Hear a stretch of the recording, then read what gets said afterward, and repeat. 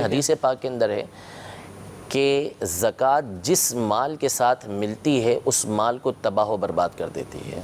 اس کے دو معنی علماء نے بیان کیے۔ ایک معنی اس کا یہ بیان کیا ہے کہ اگر زکوٰۃ نہ نکالی جائے اور وہ مال ویسے ہی رکھا رہے زکوٰۃ کے بغیر تو اللہ تبارک و تعالیٰ اس مال کو تباہ و برباد کر دیتا ہے۔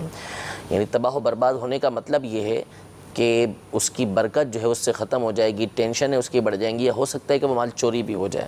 صحیح۔ دوسرا یہ ہے کہ غیر مستحق تک اگر وہ زکوٰۃ پہنچے، یعنی جو مستحق نہیں ہے اس نے زکوٰۃ لے لی، تو اس صورت میں بھی وہ شخص جس نے زکوٰۃ لی ہے اس کا مال تباہ و برباد ہو جائے گا۔ استغفراللہ۔ تو اس لیے زکوٰۃ سے بچنے کا حیلہ نہیں کرنا چاہیے، زکوٰۃ ادا کریں گے۔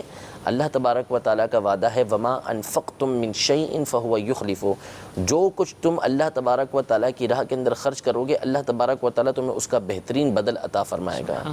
تو زکوٰۃ ادا کرنے سے یاد رکھیے کہ کبھی بھی مال گھٹتا نہیں ہے، ٹھیک۔ اللہ تبارک و تعالیٰ مال کو بڑھاتا ہے۔ زکوٰۃ کے معنی پر غور کریں کہ زکوٰۃ کا معنی کیا ہے۔ زکوٰۃ کا مطلب ہے نشو و نما، کسی چیز کا بڑھنا، بڑھوتی ہونا۔ تو زکوٰۃ ادا کرنے سے بندے کے مال کے اندر بڑھوتی ہوتی ہے، اس کے اندر برکت آتی ہے۔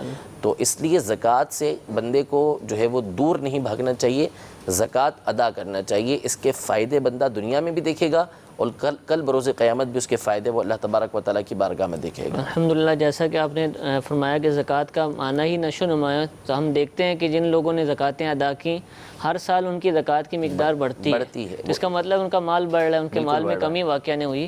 تو یہ اللہ تعالیٰ ان کے مال کے اندر برکت عطا فرماتا ہے۔ ہمیں بھی چاہیے کہ اپنے مالوں کی پوری زکوٰۃ ادا کریں۔